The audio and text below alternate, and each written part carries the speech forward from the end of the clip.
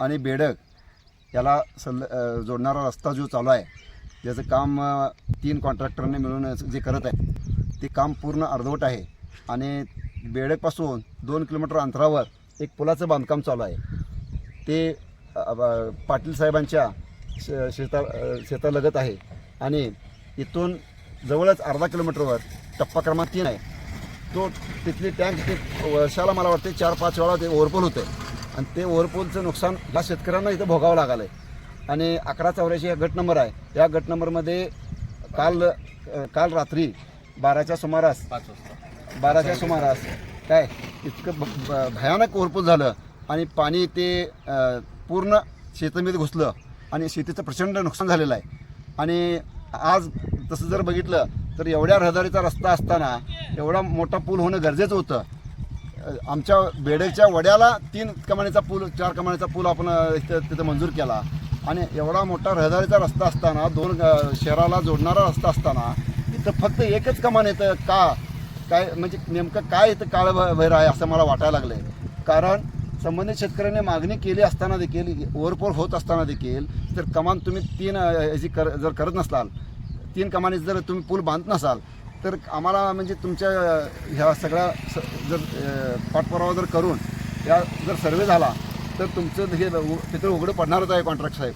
आणि ह्याला सर्वस्वी जबाबदार येथील जे संबंधित कॉन्ट्रॅक्टर आहेत ते कॉन्ट्रॅक्टरच आहेत आणि त्या कॉन्ट्रॅक्टरांनी ह्या शेतकऱ्यांची नुकसान भरपाई द्यावी आणि जर नाही दिली 2 दिवसात जर नुकसान भरपाई जर नाही दिली तर आम्ही याच पुलावर रास्ता रोको करणार. शिवसेना आणि शेतकरी संघटना यासाठी आता अण्णासाहेब पाटील म्हणून शेतकरी आहेत आरग रोडला बेडग आरग तसंच लिंगनूर आणि पूर्ण बेळंगीपर्यंत हा रोड मंजूर झालेला आहे. परंतु या चालू रोडमध्ये जे डिपार्टमेंट आहे शासनाचं त्यांच्या मोठ्या प्रमाणात चुका आहेत. उदाहरण कसं आहे की बेडगच्या टप्पा क्रमांक 3मध्ये ओव्हरपूलचा पॉईंट सोडलेला आहे. आम्ही उभारलं या पॉईंटपासून अर्धा किलोमीटरवरती आहे. तिथून येणारं पाणी साधारणतः 110-20 मिलीमीटर पाऊस पडल्यावर जेवढं गोळा होतं आहे तेवढं पाणी त्या वड्यातनं येतं आणि वड्याचं पत्र आहे लहान. परंतु समोर रस्त्यावरती एक छज्जाचं एक गाळ्याचं फूल बांधलं आहे. हेच अत्यंत पहिला सगळ्या डिपार्टमेंटची चूक आहे. साधारणतः 3 मच्छीचं फूल जसं बेडग हायस्कूल रोडच्या ठिकाणीला बांधलेलं आहे साधारणतः बहुतेक हेच डिपार्टमेंट आहे तिथं. परंतु तिथं 3 मच्छीचं म्हणजे 3 गाळ्याचं फूल बांधलेलं आहे परंतु इथं एकच गाळ्याचं बांधलेलं आहे. त्यामुळे येणारं पाणी ओव्हरपूल साधारणतः महिन्यातून एकदा दोनदा ह्या महिन्यात तर 2 वेळा झालेला आहे. साधारणतः 25 मार्चला झालं आणि काल रात्री 19 एप्रिलला असं 2 वेळा झालं आहे. मोठ्या प्रमाणात यांच्या मक्याचं नुकसान झालेलं आहे. विहीर मुजल्या समोर दिसणाऱ्या पानमळ्यामध्ये पाणी शिरलेलं आहे. 3 गाळ्या खोल आणि साईडला पडदी बांधून पलीकडल्या बाजूला चढ आणि इकडल्या आरकडल्या बाजूला चढा ह्याचं मॅचिंग करायला पाहिजे आणि पाणी जायला व्यवस्थित रस्ता करायला पाहिजे. कारण महिन्यातनं 2 वेळा जर ओव्हरफूल व्हायलं सदरचं हे एक शेतकरी आहे मागं शेतकरी आहेत त्याच्या पलीकडल्या बाजूला बाग आहे पुढं अजून बरेच हे आहेत. पाणी जाणार कसं अत्यंत गळचीप आणि मोठ्या प्रमाणात भ्रष्टाचार असा दिसून येतो ह्या कामात. मिरज ते बेडग आतापर्यंत 4 माणसं मिळाल्यात. याला जबाबदार कोण? कारण रस्ता एक बाजू चालू आहे एक बाजूला वाहतूक चालू आहे. कुठल्याही पद्धतीचं काम चालू आहे किंवा कामावर वाहतुकीचं नियोजन ह्यांचं नाही. कॉन्ट्रॅक्टर केव्हा पण येतोय आणि काय पण कधी पण काम करतोय त्याला वेळ टायमिंग मर्यादा कुठली राहिली नाही. हा तर असा मूर्ख कॉन्ट्रॅक्टर आहे मिरज बेडग आणि साधारणतः होलीगिरी फाटीपर्यंत. मला कळालं ते गोंजाटे म्हणून कोणतर आहे आणि कॉन्ट्रॅक्ट असोसिएशनचा अध्यक्ष आहे. म्हणजे काय मिजाज मारणार काय बेडगमध्ये येऊन तिथं मेल्याला जबाबदार कोण? ह्या अण्णासाहेब पाटील गरीब शेतकऱ्याचं नुकसान झालं ह्याला जबाबदार कोण?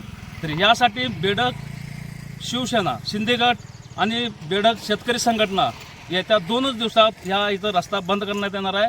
सदरच्या सर्व डिपार्टमेंटनं आणि कॉन्ट्रॅक्टरनं याच्यावर लक्षपूर्वक काय अजून लागणार आहे अजून काम झालं नाही तोपर्यंत हे इथलं गाळं वाढवून या रस्त्याला नको तिथं तुम्ही पडद्यावातून रस्त्याचं राऊंडिंग करून घेतलेलं आहे आणि ह्या इथं जिथं लागते तिथं नाही कुठलं अशा पद्धतीचं काम अत्यंत धाडसानं सांगू शकतो की मी हे पूर्ण चुकीचं आहे. आता हे आज 1 दिवसाचा ओव्हरपूलचा विषय निरीक्षण मोठ्या प्रमाणात ओव्हरपूल होणार. ओव्हरपूलचा पॉईंट ठेवला त्यांनी वड्यावर म्हटल्यावर ओव्हरपूल हे होणार. समोरच्या मोटरी बंद पडल्याने ओव्हरपूल होणार.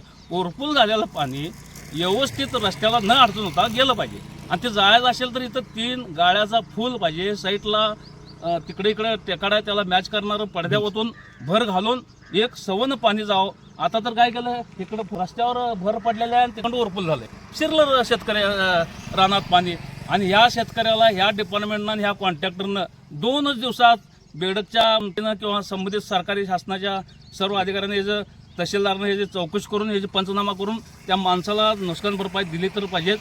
नाही नुकसान भरपाई दिली आणि हे कामाचं व्यवस्थित नाही केलं तर 2च दिवसात इथं रस्ता रोको होणार. रस्ता रोको करून काय तर थातुरमातुर केलं तर आमच्याकडे उपोषणचं मोठं हत्यार आहे. रस्त्यावर बसलो तर अजिबात उठणार नाही अशा पद्धतीचं सगळी चौकशी लागेल पार मिरजेपासून बेळंकीपर्यंत. या संबंधित म्हणजे डिपार्टमेंटच्या इंजिनियरांनी लक्षात ठेवायचं. आणि बोला. नमस्कार, मी तानाजी चव्हाण बेडक. आज इथं मिरज ते आरग रोडवर येत आहे. सुरेश गणपती पाटील व अण्णासाहेब गणपती पाटील यांच्या शेतामध्ये येत आहे मी. पाटील साहेबांच्या या शेतामधनं कॅनलचं पाणी असू दे किंवा रस्त्याचं पाणी असू दे येतं मोठ्या प्रमाणात जाऊन त्यांचं 10 ते 15 नुकसान झालेलं मला माहीत आहे. आज त्यांची विहीर जवळजवळ कचऱ्यानं मुजलेली आहे.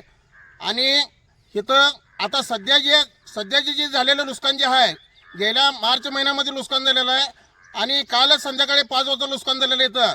गुंजाटे हे कॉन्ट्रॅक्टर येतं, ह्याने काम येतं, पुलाचं काम चालू आहे. ह्या गुंजाटे कॉन्ट्रॅक्टरने ज्या पद्धतीनं पूल बांधायला पाहिजे होतं त्या पद्धतीने तो पूल बांधलेला नाही आहे.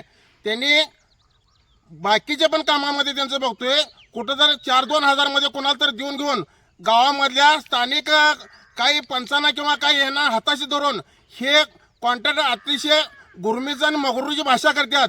हिने कुणालाही दाद घेत नाही कुणाची. आणि ह्यांना इथून पुढं सगळीच विक्री गेलेलं असं ह्यांना जर वाटत असेल तर लोकशाहीच्या मार्गानं आम्ही राजू शेट्टी साहेब असू देत किंवा आणि आम्ही शिवसेनेच्या माध्यमातून एक मोठ्या तीव्र पद्धतीचं आंदोलन करून हा रस्ता रोको करण्यात येईल हा इशारा वाजा देणार.